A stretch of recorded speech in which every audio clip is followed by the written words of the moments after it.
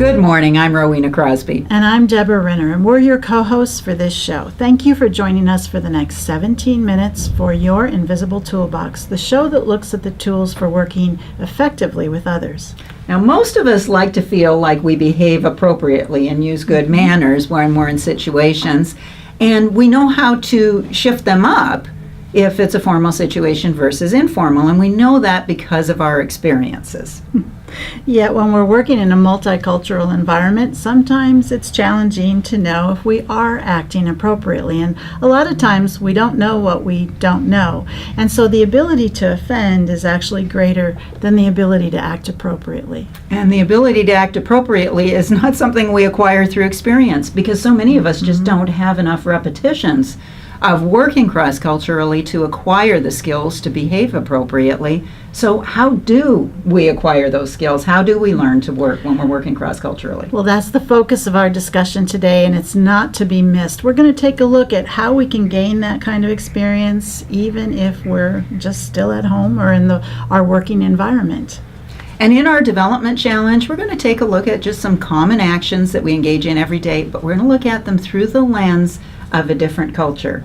And we're very excited in our interview portion of the show. We're going to be joined by a senior human resources professional from a global company. So Sarah Sabers from Compressor Controls is going to join us, and she's had just a wealth of experience working cross-culturally. And if you're following along in our book, Your Invisible Toolbox, we're in part 3 for Working Globally, chapter 47, titled I Never Knew You Felt That Way. Now, many times we say silence is golden, and many times it is. But in cross-cultural situations, when we go silent because we're offended or we're uncomfortable, silence is anything but golden. Well, and there's many reasons that people do go silent. Sometimes when things offend us or confuse us, we're processing that internally. The problem is it doesn't do any good in helping us understand what just happened or helping someone else understand us. So in chapter 47 of the book, we actually chronicle several situations where people in cross-cultural situations went silent. Would you share a few of those common scenarios and see if our viewers can relate to them? I will. You know, when we were writing the book, we've heard of similar ones, and you might think of similar ones as we're talking about these, but one that comes to mind was a French IT manager. And he was working here in the United States, and he allowed us to share this story. Yeah, we have permission to disclose. Yes, and when in France, when you have a certain designation, such as he was the manager of IT for that organization, that's your level of expertise, and so you're the one people should go to. Well, he happened upon a conversation in the hall of his organization, and it was a couple people talking to the president of the company, and they were talking about some IT solutions. And he was greatly offended. And bottom line is he went silent because he felt that was a challenge to his expertise. There was no intention of challenging his expertise because in the U.S. environment, people do discuss things and it wasn't a challenge in their minds. But yet, through his lens, it felt like it was. It was. Another one that comes to mind, expats who are many times charged with going to another country and managing a team or an organization on behalf of the home organization. And I can think of one that made a mistake that he readily admitted to. He was sent to Germany. And in Germany, many times the office environments will be different in terms of space and how they view privacy, and the doors might be closed. And when he went to his new location and he saw the doors were closed, he thought, this is not how we have things at home. Well, think about in the U.S., Yes. We've got now this trend towards open environments. There aren't even walls in a lot of these offices. Exactly. And so he said, you know what, we're going to conform and your doors are going to be open. And it was one of his first directives as a new manager. Well, the people he was managing went silent, but they were concerned what were the other things that were going to happen that would challenge the status quo. He had no idea of what that interpretation was. Yes. Third one that comes to mind was a Chinese person who was working here in the United States, and she was actually the brains of her team. And her team would meet and they'd brainstorm all of these projects, and there'd be a lot of discussion. Some people would agree, some would disagree. But since she was the knowledge base, they would always look to her at the end of the meeting and say, what do you think we should do? And her manager counted on her technical expertise Yes. to make business strategic decisions. To make the decision. And yet, in her culture, she didn't want to say, no, it wouldn't work because someone was going to lose face. And so she would say something like, well, we could try. And because they don't have a word for no in Mandarin No, they because don't. of that cultural operative. No, it's a high context communication. And so she would say something like, well, we could try, or perhaps we could. And those things were indicating no, but they weren't receiving them as no. And it took them a long time to unravel this and how to figure out how to authentically work as a team. It never became comfortable for her to be able to say no in that environment, but they found some ways for her to be able to talk with one individual that she trusted later in terms of talking about the idea and discussing it after the fact. And we do benefit from discussions about these if we can have a dialogue, but so often that's not what happens in real time.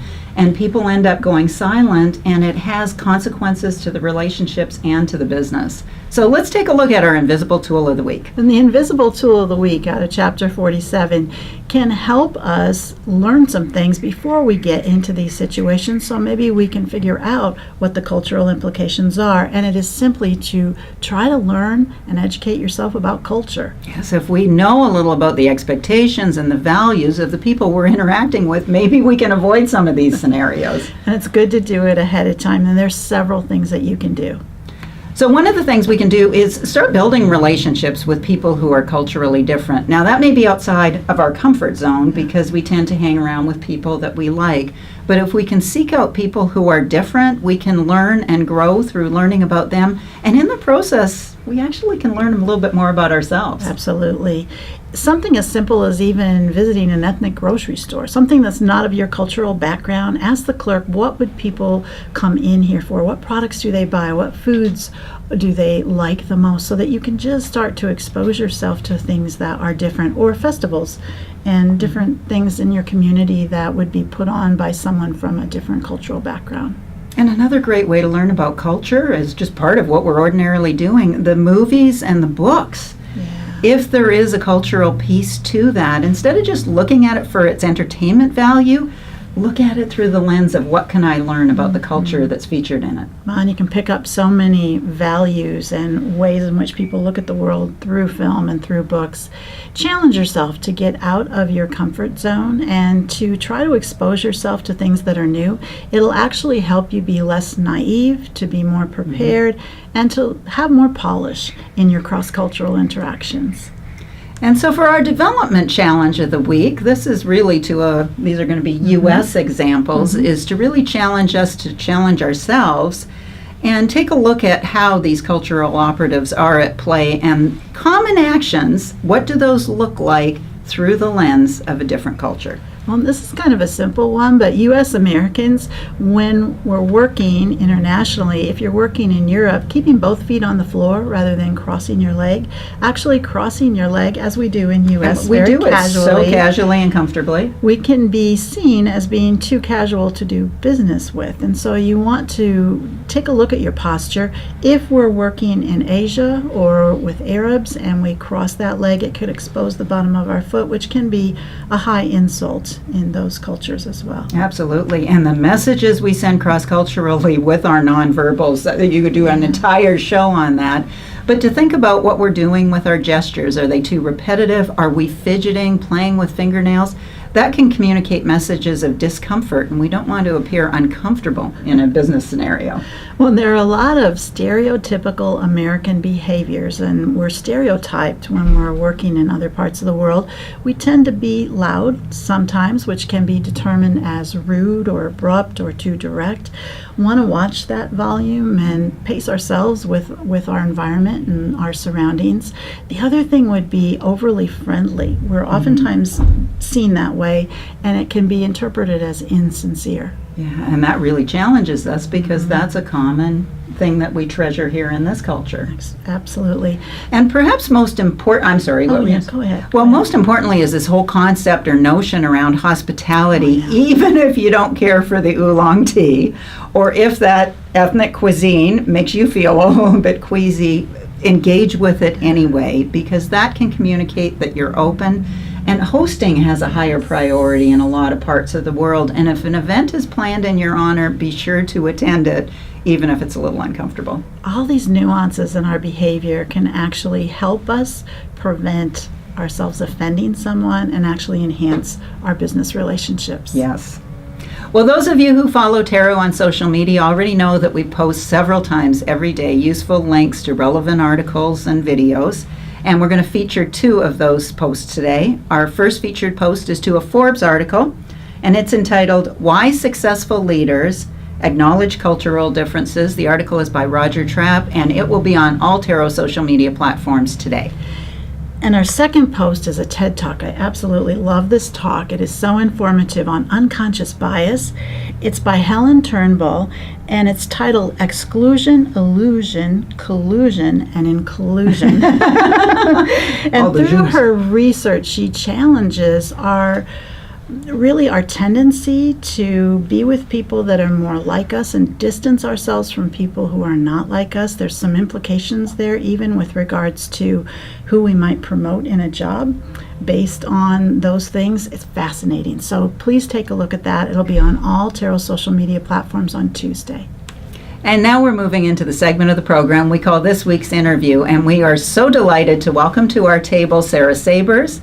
Sarah is a HR professional who's been working in global organizations for many, many years. We feel so fortunate that you joined us today. Thanks for being here, Sarah. It's great to be here. Oh, thank you, Sarah, so Thank much. you. So, Vice President, Human Resources. in a global organization, but this isn't your first organization. Tell us a little bit about your background, Sarah. Sure. So I have worked for 3 different companies during my career. All of them have been very diverse, so the experiences that I've received have really been across the board. Diverse workforces as well as global. As well as global. Yes. Right? So started working for Accenture, a very large organization, but then when I moved to Des Moines, had the opportunity to work at Eurofins Scientific, which was a rapidly growing global organization. Headquartered in Europe. Headquartered in Europe, a fairly large U.S. presence here in Des Moines, and had the opportunity to work cross-culturally there. But then at CCC is when I've really gotten the majority of my cultural experience. CCC is headquartered here in Des Moines, Iowa, but we have locations in 12 countries. Wow. We actually have employees in more than 12 countries. Oh, wow. And it's really a unique experience to get to work with so many different people. I bet it is. Well, we feel so privileged to talk to you. Can you tell us, you're a leader in a global organization, and you have to have witnessed many instances through your career that you could see that it might have been more effective if someone had known something about culture. And from your perspective, what helps employees handle cultural difference, or how do you educate them? That's a great question. One of the things that has been most impactful is really taking the time to get people in the same room. So I've seen large projects where we've had a cross-cultural global team where we haven't made the investment to get individuals together in the front of a project, and it just never is as successful. It might take a little bit longer, there might be more rework, but when we make the investment up front, to Buy the airplane tickets and get Right. people in the same room. potentially 24 hours on an airplane, it is a financial impact. Yes. But then when you get people in the same room and they can get a chance to know each other both professionally and personally, find out similarities and differences from a cultural standpoint, it makes such a difference in how that team can then communicate and be successful together. Wow, really establish that trust up front too. I think it's a really important piece. Well, what cultural differences are most impactful on success on a team, a cross-cultural team? I'd say one of the things that I've seen that's been most beneficial is how we interact with our customers. Oh, interesting. Because we might have a cross-cultural team supporting a customer in, for example, the Middle East. Mm-hmm. And without knowledge of how to interact, I'll give a very simple example of having a customer from the Middle East here in Des Moines, and the individual who ordered lunch ordered pork. Without really understanding and knowing that was something that is very offensive. So having that And in Iowa. In Iowa, right. The largest pork producer in the world. So it was a true Iowan experience. Yes. That then could come across offensive to that particular customer. So having that perspective from the team in Abu Dhabi prior to bringing a customer here, Yes. and that knowledge share is really important Yes. in how we engage and interact. That's a great example. Communication is so key in success of a team, and language differences. How do you close that gap, or does that play a part? There's all of our employees speak, read, and write in English, Okay. but the level of proficiency can vary. Sure. And that really comes across when you're in a large meeting with folks from many different countries all in one room together. And about 2 years ago, I was in a meeting sitting next to one of our directors who English was not his native tongue, and maybe 4 or 5 times he leaned over and asked me what something meant. And it dawned on me that if he didn't know, probably many others in the room didn't know as well. So from that point, we started prefacing and ahead of those meetings when we started the day, if you don't know what a word means, if you don't know what a saying means, please raise your hand and speak up. And don't be silent. And don't be Yes. silent, right, because silence is not always acceptance or understanding. Yes. And to create that comfortable environment, we then found people were starting to raise their Oh, hands, that's and great. we ended Wow. up getting some laughs and some knowledge share along the way with that. Oh, what a great example. It is a great example. What do you look for in a leader, a global leader at CCC? So when you're looking for a leader, what are the qualities and the attributes? Absolutely. I think one of the biggest qualities we look for is curiosity. Interesting. So curiosity in both how to continue to increase the mechanisms within the business, both within their region, but then also be willing to share and understand what's going on a global basis. And along with that is also curiosity to want to work with and learn about different cultures, because you as a manager may supervise somebody in a different country, and without taking that time to develop that relationship or understand what some of the motivators may be within that culture, it can be challenging to have an effective relationship. You know, culture is such a hidden operative. How hard or easy is it to identify when it is an operative in a relationship of colleagues? It's always it's interesting because during an interview process or interacting with someone, you may have limited time. A lot of times when we go through recruitment, we will look for individuals who have expressed interest in working in a global organization or may have those experiences, but that certainly wouldn't prohibit someone from working with us. But really it's just teaching folks how to take the time to understand, realize that the way that they interact might be very different than the way somebody else interacts. And we really try to get exposure to the different regions within our business.